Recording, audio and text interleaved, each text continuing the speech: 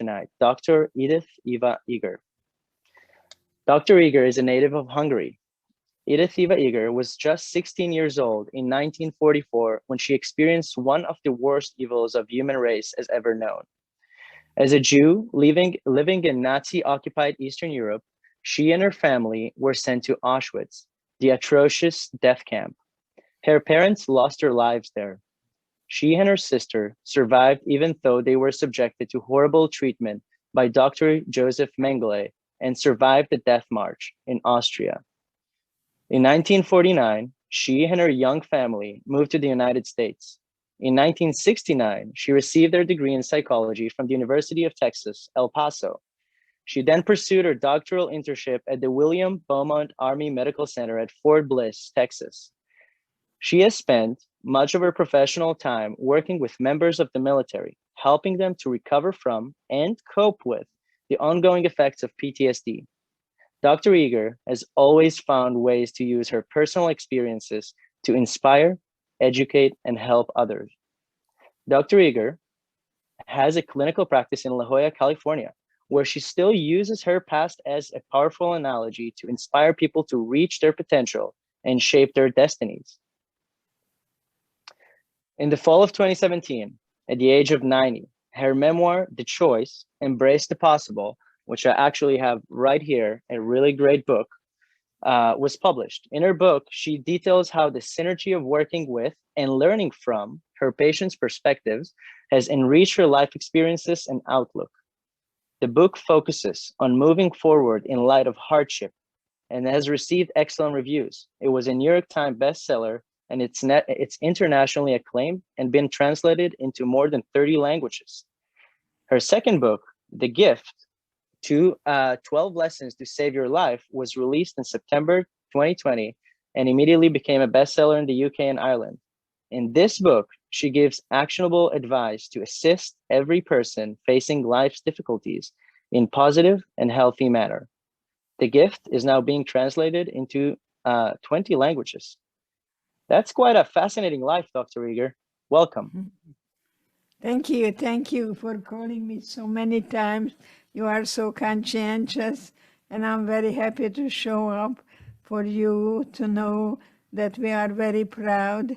I am very proud of my ancestors because they didn't have it as good as I do, and they never gave up.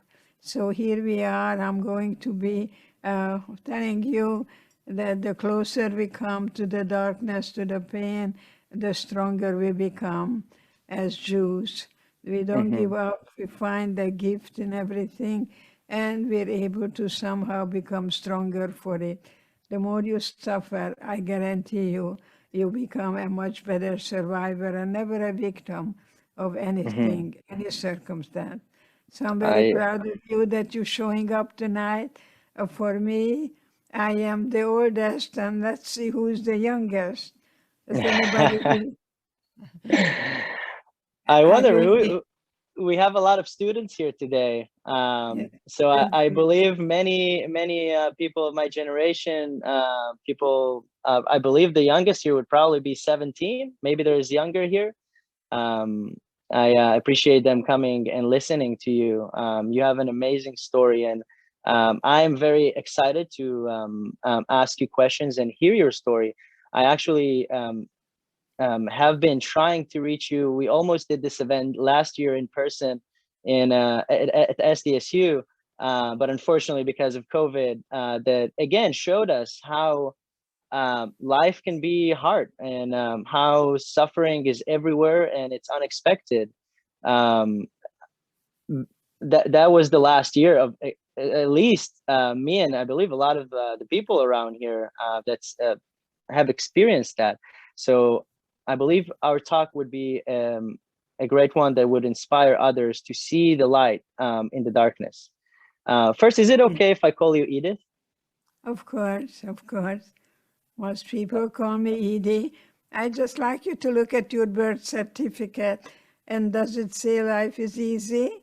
Does it say there is a guarantee? Does it say there is a certainty? No, there is probability. The probability is that we don't become quiet, that we notice everything that is going on, that we want to remind people that people have a tendency to repeat history. And on January 6th at the Capitol, when I saw people wearing shirts, one of them that said 6 million was not enough, I really cried buckets, knowing that people don't seem to learn from history and are doomed to repeat it. So we are in a very difficult period right now. We want to hopefully let people know that hate is here and we do not really want to just walk away from it or fight it, but to face it. So at 93, I am not worrying about chronological age at all. I live in a present. I want you to know that. There is one thing we cannot ever forget is the past. So I'm here. I'm here to let you know that no matter how bad the situation is, it's up to you, the way you look at everything in life as an opportunity to show up and do everything in our power to see to it that love can conquer all. That's beautifully said. There is so much I want to ask you. Your wisdom just flows from you, and I wish to start from the beginning. I want to talk about your childhood back in Europe. Would you tell us how it was to grow up back in the 30s in Europe? How was life like? Well, I went to a Jewish school, and we came out, people were spitting at us, and they calling us Christ killers. And that was, before Hitler. So unfortunately, I was experiencing anti-Semitism even then. And one of the teachers that I had in my Jewish school ended up in Auschwitz with us. And when I was facing Dr. Mengele, and the girls were pushing me for dancing for him because he wanted to be entertained. My Jewish teacher told me just to do what I'm told and not to fight. And she was there, and you know what? She made it through because she was Wow. getting up early in the morning. She was a wonderful, wonderful human being, never giving up, ever giving up. I, you said that even before Hitler came to power, there was anti-Semitism in Europe, and everybody that read a book in their life about the history knew that it already existed at that time. Did it turn violent overnight? Can you share about what was was it gradual, or was it just overnight? You gotta go, you leave your houses and you leave your shops and you gotta go to the concentration camps. What happened there? Well, one of the unfortunate things that happened, that I was going to be prepared and hopefully work towards going to the Olympics, and I was told by my trainer that I have to train a girl who is not Jewish because I don't qualify anymore. That was the hardest thing because I practiced at least 5-6 hours every day. That was my life, and that dream was completely shattered. And I was the third girl in my family, and I became cross-eyed when I was 3 years old. And my sisters took me for a walk, and they blindfolded me so no one would see how ugly I am. And my mom also said to me, I must have been maybe 8, 9 years old. She said to me, I'm glad you have brains because you have no looks. And so I think it's very important for us to have a wonderful role model here, and that's Hillel. And you can help me to quote him because I go by those words, because if not now, when? And if who's going to do it? I think those were brilliant, brilliant messages that I never stop, and letting people know what happens when good people do very, very bad things. Yes. We're, I we're not born to hate, we learn to hate. mhm. I you're saying your story of like how your coach basically took the privilege from you of like training into the Olympics in dancing. You were dancing ballet, right? Ballet. Ballet and Hmm. acrobatics, yes, and And she that was is. apologizing, and Hmm. she didn't come up with that, She was just told to tell me that, but I was very, very heartbroken. Hmm. I also want to tell you that I was very strong Zionist with my boyfriend because we were going to go to Palestine, and we belonged to the Beitar, and Hmm. we were actually very violent. We were going to go to Palestine and fight, fight, fight, fight. And Hmm. unfortunately, my boyfriend was killed a day before liberation, so that never happened. I don't know if you can see a picture of me doing a split. Um, he took that picture, and so we were very, very much involved, actually, how to be very proud Jews Hmm. and not just blindly adhere to authority. You're describing to me a childhood, more like you were more of a teenager at that time. That was very normal. You went and you danced and you went to school and you had a Yeah. boyfriend. You fell in love. Um, we can think about it in today's terms. It sounds like every teenager girl's dream of living. And it is crazy how abrupt everything changed in one night.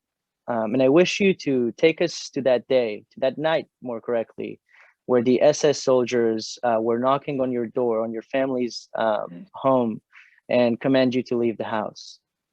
Can you describe Actually, that situation? I just want to tell you that that evening we had Passover, we had Pesach, and my father got up and kissed us on our heads. And that's what happened that night. We went to sleep. We were just really celebrating that Pesach was the last one that we had together.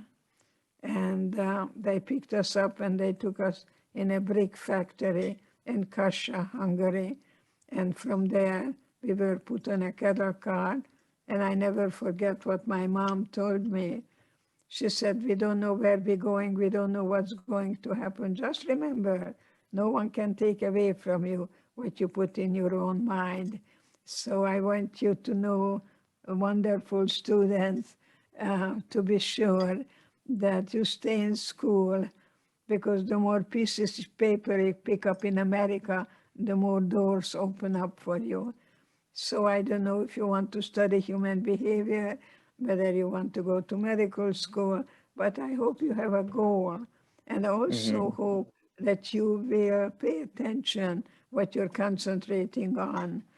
So you're not trying to sit with one behind on too many chairs, because because it's good to have a goal, and I like to call it an arrow. Follow an arrow that you are able to somehow know where are you going, and keep on walking and do first what you have to do, and then you do what you want to do. So Hmm. do your That homework is. first, and then you can go and watch your TV show. You know, I'm totally addicted to Jeopardy. I don't know if any of you watch Jeopardy or not, or maybe your parents are watching Jeopardy. But I don't want to miss Jeopardy if I can help it. We'll try to make sure you wouldn't miss that. I want to go back to what you just said about your mother telling you to keep in your head, that they can take everything from you, but what you put in your head. What was Exactly. what was your mantra that you put in your head while you were a teenage girl during the war? I have a person who was in a marathon, and somehow she stopped and she didn't think she can go any further. And then she ran into my office and said, I did it, what you told me. And I said, what did I tell you? I told you, yes, I am, yes, I can, yes, I will. So that's the mantra. Yes, I am, yes, I can, yes, I will. And I think it's very important to concentrate on the yeses. Yes, I am, and yes, I can. But I cannot make you want to do anything. And I hope you have the desire to be the future ambassadors for peace and goodwill. So I have faith in you as I do everything in my power to see to it that I, your children, grandchildren will never ever experience what I did. You shared in your book, The Choice, a story from Auschwitz, and you're describing there your first moments at camp, where you met the angel of death, Dr. Mengele. Can you share with us that story? I believe it holds very strong emotions, and I wish you to tell us as much as you can. Yes, it was a very sad time when we were separated. Anybody under 14, every mother with children automatically were taken to the gas chamber. And I stood there with my mom in the middle, my sister Magda, and I holding my mother. And he asked, is this your mother or is this your sister? And I could not forgive myself for years and years and years that I said my mother. And he pointed my mother to go to the left, and I followed my mother. And then he grabbed me and he said, you're going to see your mother very soon. She's just going to take a shower. And when we were thrown on the other side, I met with the couple, a prisoner who was there a longer time, and took out her anger on me because she was there from Poland, and I was one of the last transports from Hungary in 1944. May 15, I was told that around there. And so she pulled my earrings out and I was bleeding, and I said, I was going to give it to you, that's okay. And besides, when will I see my mother? And pointed at the chimney and said, your mother is burning there. Better talk about her in past tense. Wow. So Auschwitz was as an opportunity to discover that life is from inside out, that I had inner resources, that I could react or I could respond. And many people reacted and they were hitting the guards and they were shot right away. You learned very quickly, that if you want to survive, you better know the rules and see what you can do to really, in spite of what is going on, your attitude, your way of thinking can really create an atmosphere where you are with hope and not to give in to hopelessness ever. And you're talking about hope. And first, I mean, that the story is, unbelievable to hear, and in what ease these inhumane practices happened. Just the angel of death, Dr. Mengele, just standing there in the entrance to Auschwitz and decides who goes to death and who goes to life, taking the role of God in a way. It's quite astonishing to hear about this, and in our days that those things happen. I want to touch with you on what happened later, because you were talking about like doing what you need to do, but having the hope that you're going to survive that. And in a later occasion in Auschwitz, you tell about a story where Dr. Mengele is calling you to perform a dance for him. What happened there? How could you even cope with that request? Well, my Jewish school teacher told me to go and do as I told, but when I began to dance with him, I closed my eyes and I pretended that the music was Tchaikovsky, and I was dancing the Romeo and Juliet at the Budapest Opera House. They could not take my dreams away. At night, I was just having my own ways, and in the morning, 4 o'clock, we had to get up. We had to stand in line. It's called the appel. They were counting heads, and we were told that if you don't feel well, you can stay back in a barrack, and they're going to take you to the hospital. But we found out that there was no hospital. There was only the gas chamber.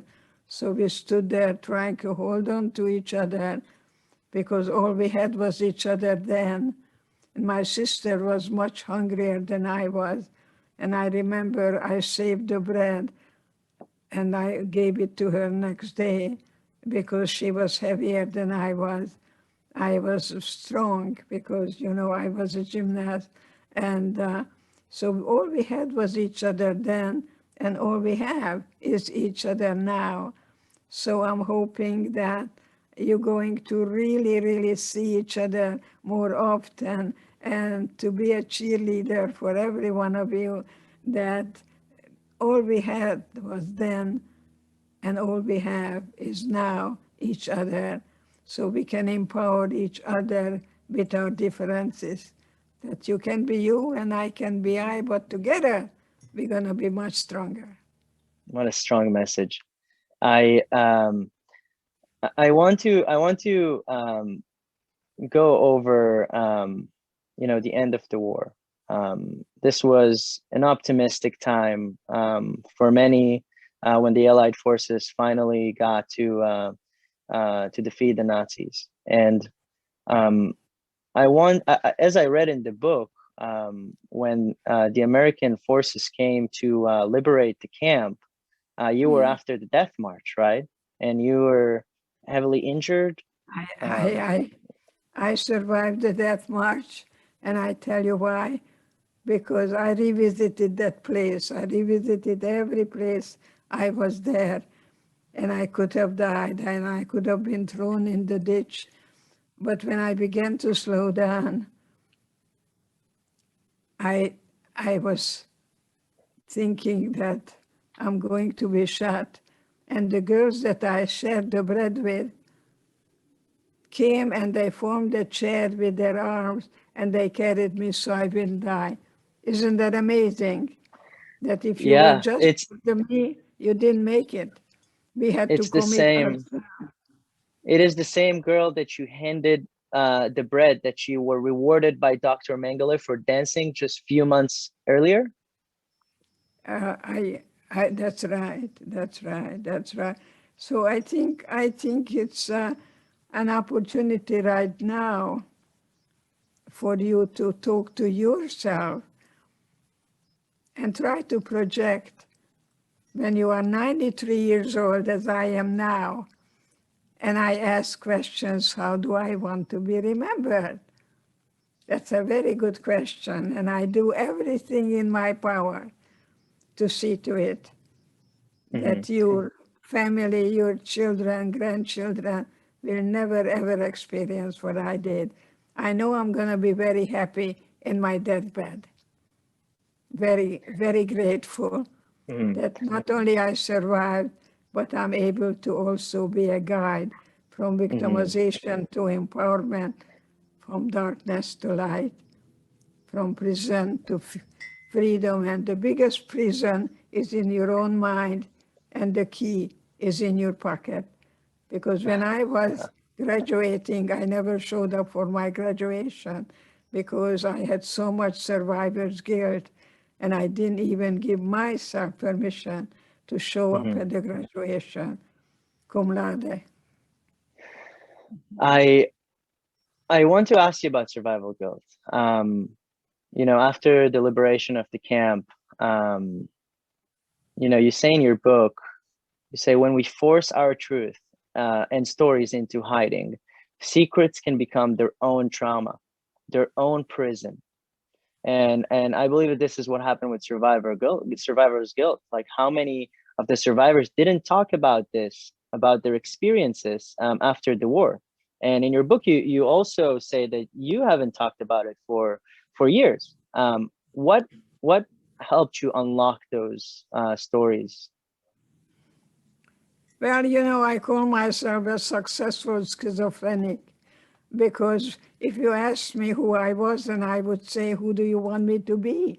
I just wanted to be a Yankee Doodle Dandy. I came to America. I wanted to learn how to speak English without an accent. I spent 3 years at the university trying to get rid of my Hungarian accent, and you can see how much I learned. I still pick with my accent, and it's okay now. It's okay. I'm going to tell you everything. I am much more real. I don't have to run or deny from anything anymore. And that is wonderful, just to be you, the best you can be, because there'll never ever be another you. No one can replace you. At Mm. Hillel, at home, no one else. There'll never be another you. And that's exciting. That's Yeah, exciting to me, very exciting, to yeah. turn anxiety into excitement. Mm-hmm. You're the one that can free ourselves. Like you actually, this is a quote that I really like from your book. And it's in the beginning of your book, and you say, I would love to help you discover how to escape the concentration camp of your own mind and become the person you meant to be. And then Free. you say we cannot choose to have a life free of hurt, but we can choose to be free, to escape the past no matter what befalls us, and to embrace the possible. You really did your job. Thank Of you course. so much, because I think you have faith that is very different from belief. People say to me, I believe, I believe, I believe, but I want to know what kind of life you lead, because love Mm-hmm. is not what you feel, is what you do. That you commit yourself, as we did, to each other. Because if you just commit yourself to you, you didn't make it. All we had was each other then, and all we have is each other now. So Mm-hmm. my sister Magda was very hungry, more than I was. And I remember we got this soup, was filled with medication, because we were really just kind of out of it. And I saved the bread, and the following day I told her that I'm not hungry at all. And so we kept each other alive. But if you ask Magda, she'll tell you that she took care of me. And if you ask me, I will tell you I took care of her. So I'm right for Edie, and she's right for Magda. Um, but I think that all we had was each other, and that's the truth. I think it's very Mm-hmm. important for you to really see if you are a child of a survivor. Many times the children of survivors had to become the teachers to their parents. So we Mm-hmm. parentize the child, because we are introduced by my children to peanut butter and tuna fish. I never saw that in my whole life. So you end up actually, my daughter was reading me a book called Chicken Little, and then came Ducky Lucky, Goosey Lucy, Turkey Lurkey. I didn't know one from the other. And she still tells me what to do. My daughter is a brilliant psychologist, the oldest one.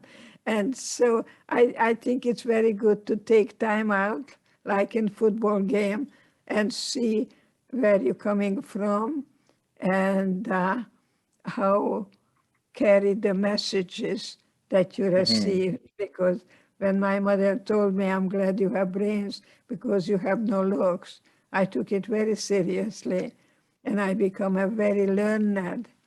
People call me the Anne Frank who didn't die.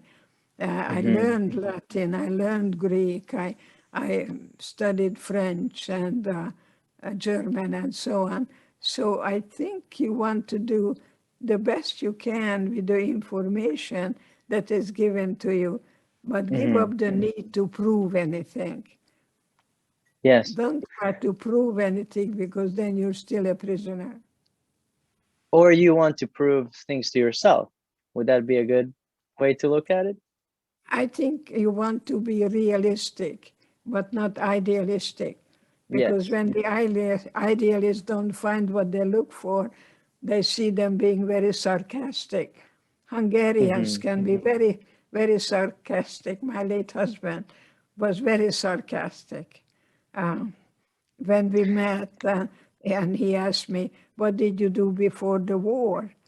And I said to him that I was a student of ballet, and I was an acrobat, and he told me that reminds me of a joke. Okay, and this is the joke. What is it? There was this bird, and the bird was almost dying, and a cow came by and warmed up the bird. And the bird says, I'm alive, I'm alive, I'm alive. And then came a truck and went through the bird. And then a wise owl came by and said, don't dance when you have shit on your head. Excuse me. And that's how I met my husband. So in front of him, on the way to the TB hospital, I did a split that I'm still alive. I'm still here. I'm not damaged goods. No, I'm not a damaged good. I'm not a victim. I was victimized. It's not who I am. It's what was done to me. Yes, you know what I see really valuable in your story is that you can define yourself as a victim or you can define yourself as a survivor. And you say in your book, survivors don't have time to ask, why me? The only relevant question is, what now? And I would like to ask you, would you say that what free will really is? Having the ability to choose how we see the world? You know, when that reminds me to tell you that I didn't realize that my husband was one of the wealthiest families coming from. I had no idea. I married him because he bought me Hungarian salami. But what was happening, they confiscated the business and they threw my husband in jail. And I said to myself, what now? And I took my big diamond ring. I went to the jail.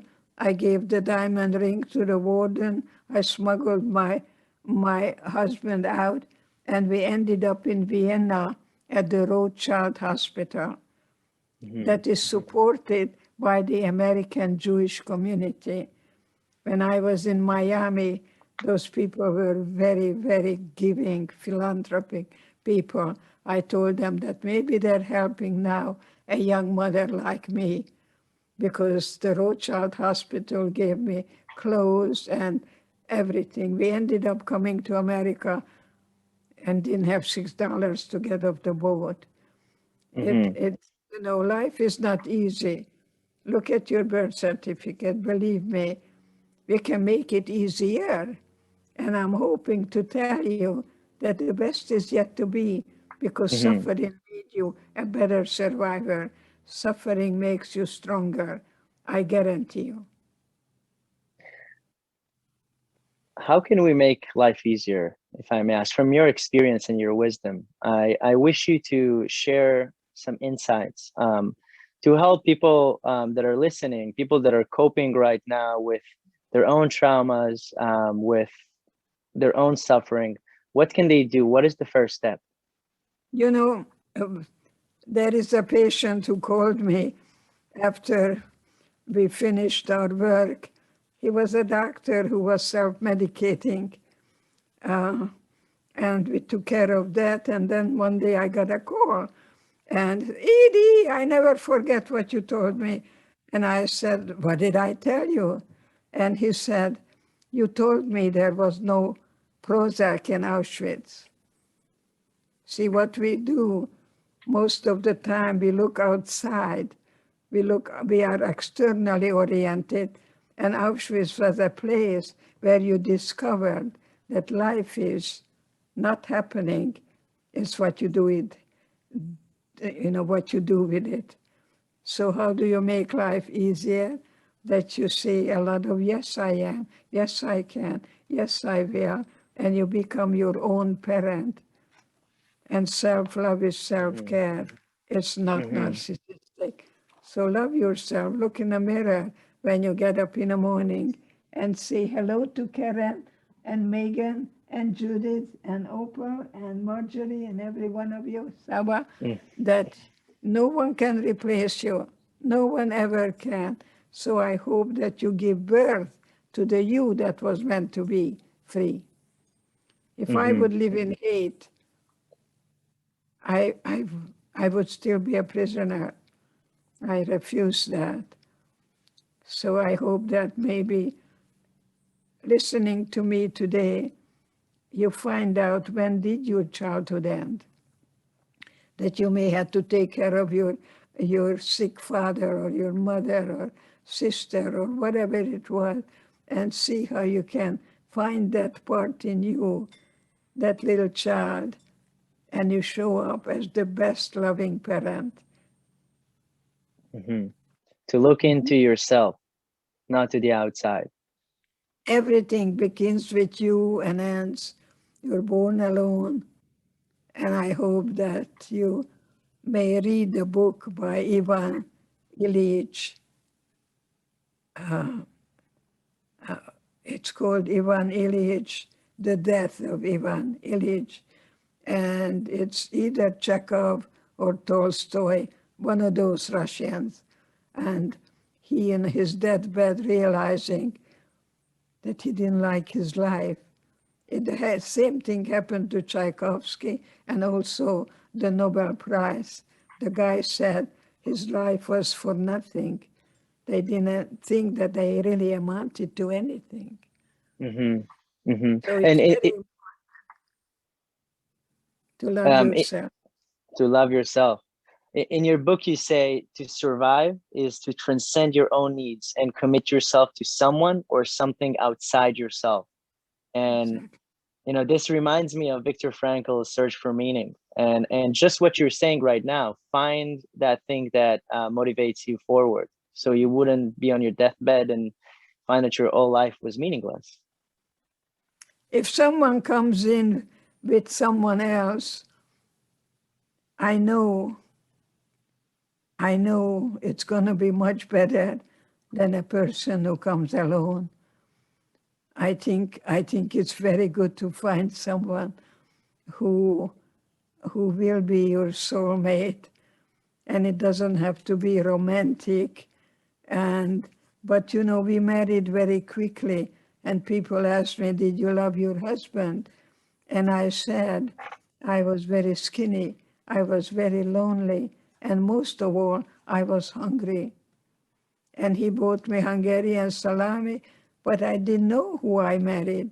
So I became either his mother or his child.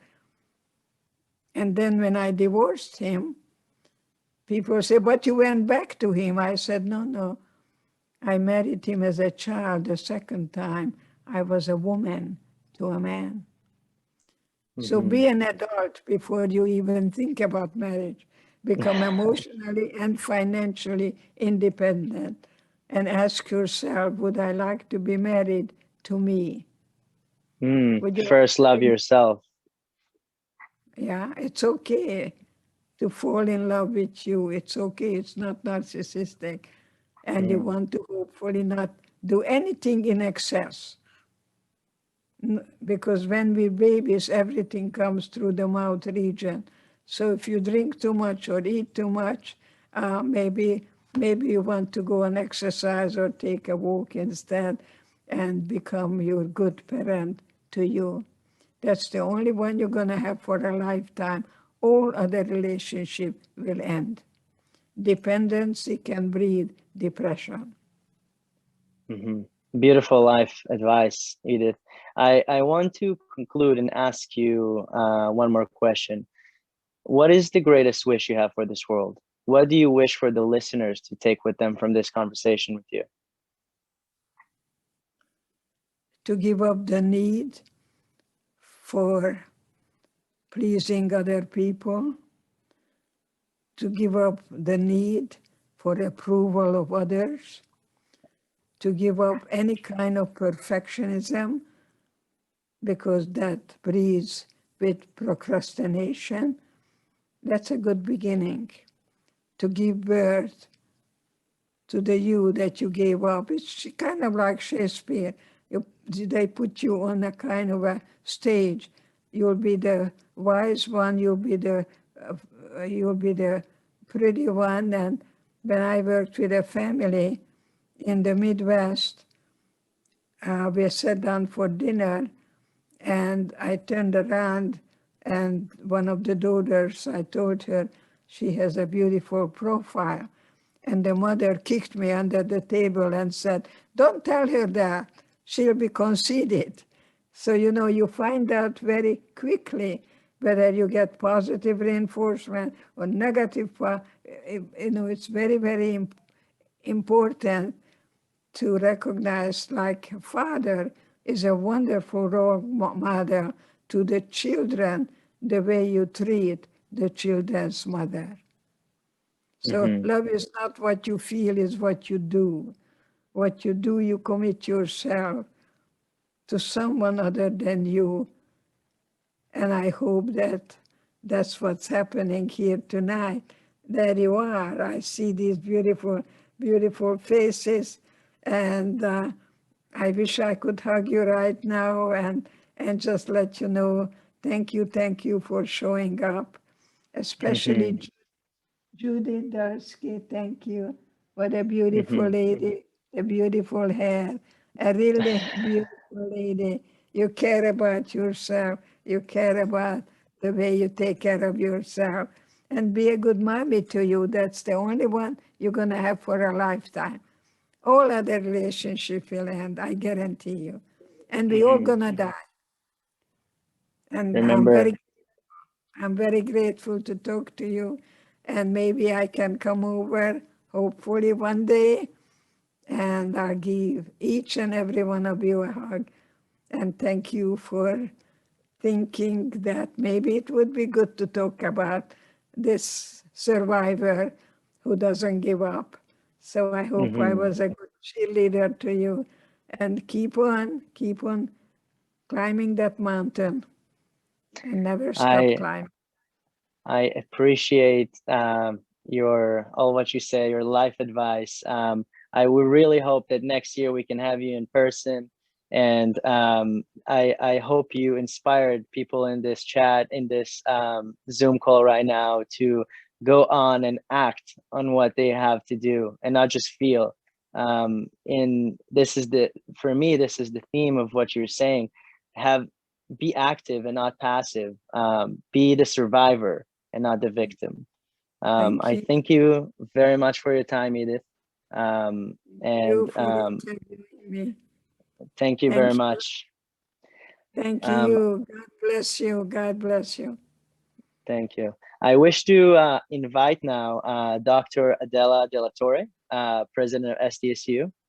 So Dr. Adela de la Torre is the first woman and first Latina to serve as a permanently appointed president of San Diego State University. Throughout the tenure of her career, President de la Torre has been a fierce champion and advocate for social justice and equity in education. Dr. de la Torre, I invite you to share your closing remarks. Beautiful. Thank you so much, Niv. And Dr. Eger, I need to say I was inspired by your words.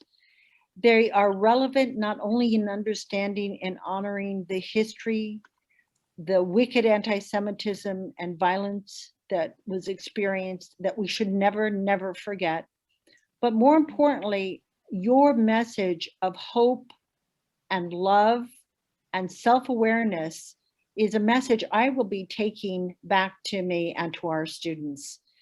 I think it's really critical to understand that courage starts with the individual, starts with you. Yes. And your message of always remember that you are your own temple. And if you cannot take care of your own temple, how can you take care of others?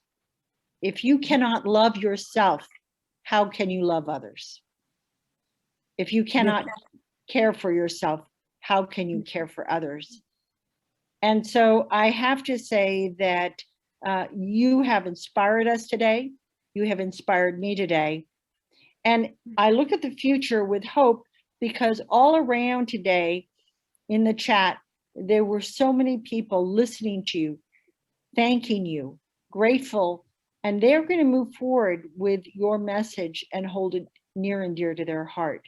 So on behalf of San Diego State University, on behalf of our students and our community, I want to welcome you hopefully next year in a space where we can hold hands, we can love each other, and we can move forward with the joy of knowing what true humanity is about. So thank you so much.